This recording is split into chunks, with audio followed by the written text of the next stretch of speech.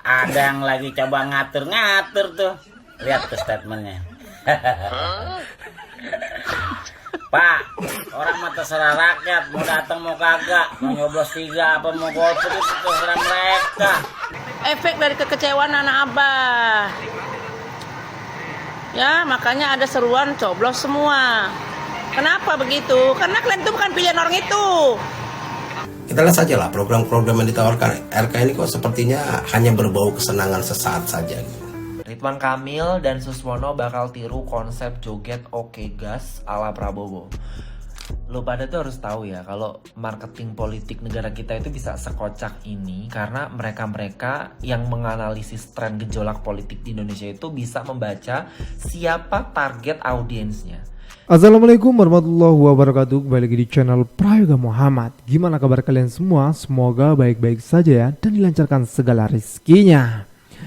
Kita akan membahas soal Pilgub DKI. Nah, ini janji-janji dari RK ini kadang kok terlihat agak aneh gitu ya. Ada yang berlebihan, ada juga yang lucu gitu. Nah, yang akhir ini kemarin gue lihat di detik.com, Ridwan Kamil membuka peluang membuat venue standar internasional untuk kegiatan konser. Nah, ini setelah kejadian kemarin ya, DJ saat konser Bruno Mars.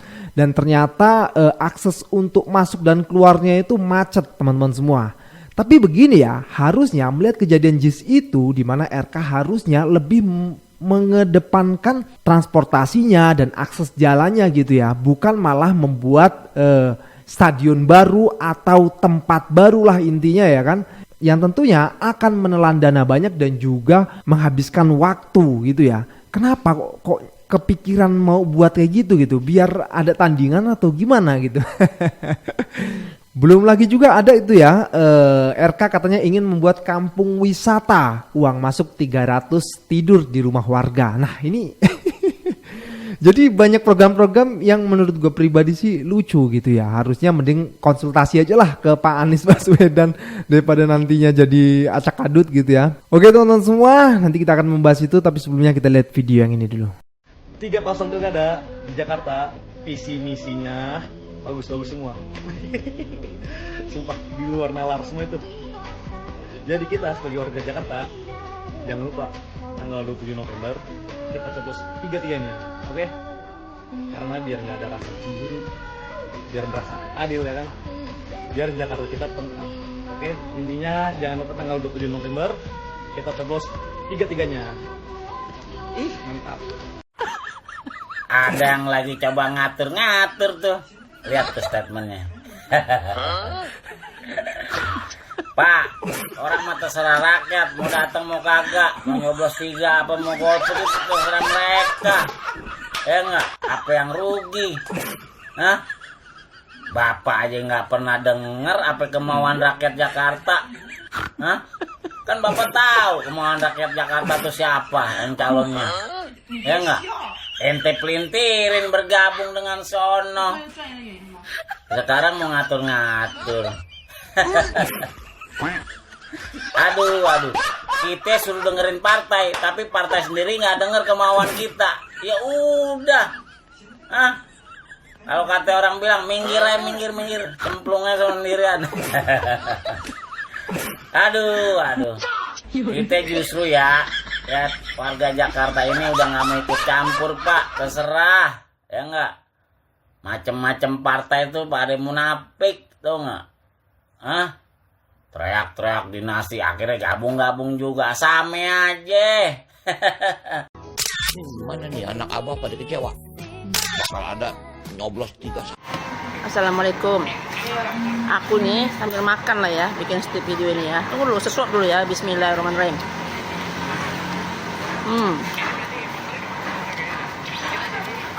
Dan ketoprak gue. Bang Rano, bukan masalah bagi ke aku, bagi ke si Anu, bukan. Kan itu masalahnya. Masalahnya dari awal Pak Anies itu kan memang sudah digadang-gadang untuk didukung dan dicalonkan.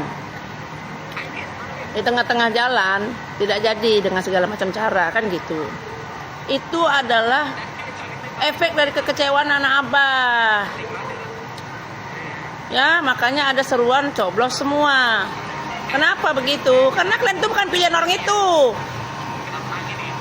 Terkecuali dari awal Abah tuh nggak mencalon, ya, kalianlah yang maju. Mungkin ada pilihan di antara kalian itu yang terbaik daripada yang mudarat. Gitu ya. Nah, jadi logikanya coba dipasang dulu. Yang namanya orang kecewa, ya, suruh paksa-paksa milih gitu. Kalian aja bukan pilihan orang tuh. Kalian tiga-tiga tuh nggak ada masuk kriteria bagi orang itu, ya.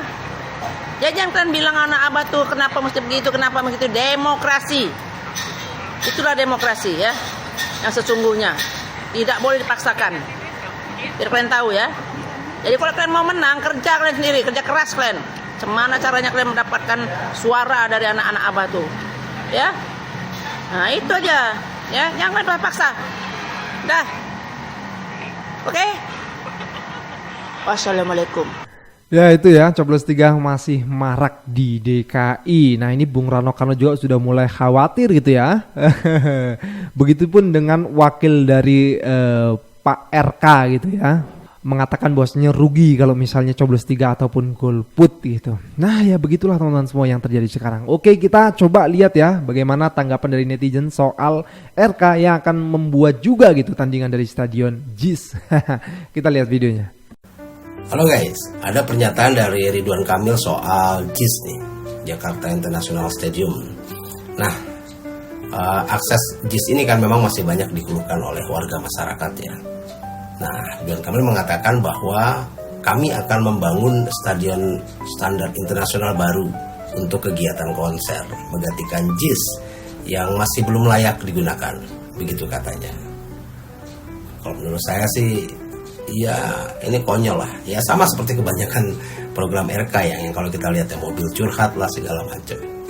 Kita lihat saja lah program-program yang ditawarkan RK ini kok sepertinya hanya berbau kesenangan sesaat saja gitu. Nggak ada tuh program yang benar-benar memikirkan bagaimana membangun peningkatan kesejahteraan masyarakat secara berkelanjutan. Kalau misalnya gini deh, oke lah dia mau bangun, ini mau bangun di mana kira-kira? Apa masih ada lahan di Jakarta yang cukup untuk membuat sebuah stadion internasional baru gitu? Ya paling mungkin dia akan membangunnya di PIK 2 misalnya. Ya nanti yang bangun ya pasti Aguan, bukan Ridwan. Ya tapi bisa aja nanti diaku-aku sebagai ya hasil karya Ridwan gitu. Ya. Tapi kalau menurut saya sih begini ya. Membangun sebuah stadion internasional yang berstandar internasional ini kan nggak murah gitu ya. Ya akan jauh lebih baik kalau anggarannya dipakai buat mengupgrade yang sudah ada gitu ya. Jadi kalau soal akses ya, jika aksesnya bermasalah carilah solusinya. Ya.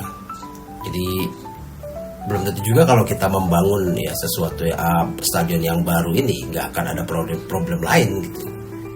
Aneh aja sih menurut saya pola pikirnya. Kita ingat lah. Jadi ingat ini apa namanya GBLA ya, Gelora Bandung Lautan Api di Bandung. Itu kan di Subkon dan lain-lainnya itu di orang-orang titipan lari ke satu Bandung. Lalu kita lihatlah hasilnya. Waktu peresmian saja bocor di mana-mana, mapnya kacau balau. Bayangkan kalau bikin stadion baru berskala internasional. Stadion Gelora Bandung Lautan Api ini GBLA ini disorot banyak orang karena banyak sekali masalah ya, dari korupsi sampai kasus pembunuhan gitu ya. Ada kita ingat ada kasus supporter Persija yang disiksa sampai mati oleh bobotoh waktu itu. Jadi menurut saya nggak akan semudah itu. Jadi kita lihatlah janji-janji RK di Jawa Barat lah, Bekasi yang janjinya mau dipercantik seperti Korea. Apa ada realisasinya? Lalu rencana pasar modern seluruh Bandung di 2017 berapa persen yang ada gitu yang terjadi yang jadi dibangun? Rencana kereta gantung di puncak, kereta kota Bandung, apa ada hasilnya? Nol besar. Jadi kalau menurut saya JIS itu ya asal tersambung dengan stasiun KRL, kemudian ada LRT seperti yang direncanakan, terhubung dengan JIS di fase 24 serta Transjakarta yang sudah ada di 2 koridor ditambah lagi gitu. Ini jika beroperasi, kalau ada event di JIS, saya rasa headway-nya akan cepat gitu ya. Jadi ya nggak akan ada kejadian seperti inilah. Orang juga lalu lintasnya akan jauh lebih mudah. Ya sebenarnya saya bingung sih soal RK ini. Nggak ngerti lah, atau mungkin ya karena memakai pola pilpres kemarin gitu ya, jadi ya nggak penting soal program gitu ya, karena sudah yakin didukung pasti menang, maka ya programnya yang penting asik-asikan. Salam. Bangun tidur. Tadi aja gue mau tidur lagi. Iseng-iseng scroll. Ada tulisan begini. Gila kali ya? Sekarang kalau mau dibikin wisata rumah orang ya, tidur katanya semalam 300.000. Lah, ntar kalau tuh tamu apa yang nyewa salah masuk kamar kan repot, ya nggak? Bisa bini orang digelendotin. Yang bener aja Pak. Aduh. Pikirin taman-taman perbanyak lagi. Yang udah ada yang Panis bikin. Lebih tambahin lagi. Apa jadi yang bayar diurusin? Yang gratisin banyakin. Duit aja otaknya. Emang sih buat warga. Tapi kalau salah masuk kan repot juga. Bisa berabe. Please banget ya, abaikan aja rambut sayur gue ini. Gue cuma mau memberikan sedikit komentar perkara hal ini. Ridwan Kamil dan Suswono bakal tiru konsep joget oke gas ala Prabowo. Dan di comment section ada sebagian orang yang beranggapan bahwa warga Jakarta itu pinter-pinter dan marketing politik kayak gini tuh gak akan berhasil. Yakin. Pede banget loh. Emang berapa persen tuh warga Jakarta yang lulus sarjana? Emang yakin juga warga Jakarta yang sarjana gak joki? Lo pada tuh harus tahu ya, kalau marketing politik negara kita itu bisa sekocak ini karena mereka-mereka yang menganalisis tren gejolak politik di Indonesia itu bisa membaca siapa target audiensnya. Dan mereka udah nentuin content pillars yang pas buat target market mereka tuh apa. Ya hasilnya ini. Faktanya joget oke gas itu memang masih selejit itu buat dapetin suara masyarakat di negara kita. Gak cuma Jakarta aja ya, seluruh Indonesia bahkan. Mantap. Ya walaupun kadar pemilih di Jakarta yang berpendidikan lebih oke ketimbang daerah-daerah pelosok, apalagi daerah gue ya. Menangis deh kalau membahas daerah gue, daerah Lampung tuh. Bagiin bansos sujud mereka langsung tuh kan. Komentar gue tuh mungkin bakal terdengar nyes banget di telinga orang-orang yang udah menganggap diri gue tuh sebagai antek asing atau orang yang seolah-olah dianggap menyebarkan kebencian dan menjelek-jelekan negara gue sendiri. Padahal gue selama ini tuh gak sekedar ngomong doang. Gue tuh founder yayasan guys. Nama yayasan gue Yayasan Bina Makmur Lampung alias Bima Foundation. Dan kita di sini lagi hiring juga buat Lampung Region. Slowly but surely kontribusi gue di Indonesia selain bawa nama Lampung sampai ke Macquarie lewat beasiswa Street Foundation, of course gue udah berkontribusi secara nyata juga. Bukan cuma omong-omong doang. Dan nerima endorse lewat sosial media. Dan gue sangat picky ya dalam nerima endorse. Karena ini bukan pemasukan utama gue.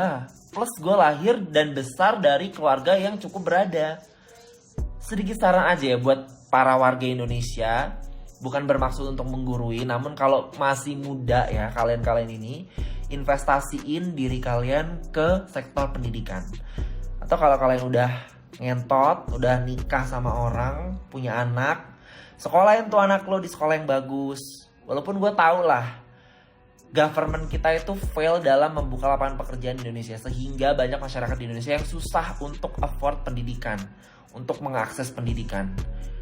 Tapi sebisa mungkin coba manfaatin teknologi untuk bisa membiasakan diri ke diri kalian sendiri atau keluarga kalian untuk membaca. Jangan cuma baca komik doang atau main Kaskus kayak akun Fufu Fafa. Sekian, terima kasih. Kena lo. Ya benar sekali sih ya, karena pendidikan itu ya penting lah tentunya. Kalau dengan pendidikan rakyat bisa menjadi lebih cerdas gitu ya. Beda kalau misalnya ya nggak dianggap gitu pendidikan, jadinya banyak yang bodoh. Yang akhirnya outputnya ya kita tahu sendiri ya, dengan joget pun jadi rame gitu loh. Maksud Bima di sini mengajarkan kita untuk ayolah semangat untuk bisa menjadi orang yang berpendidikan gitu. Ya apapun caranya lah, baik itu pendidikan untuk dunia ataupun untuk akhirat. Karena biar dunia dapat, akhirat pun kita dapat.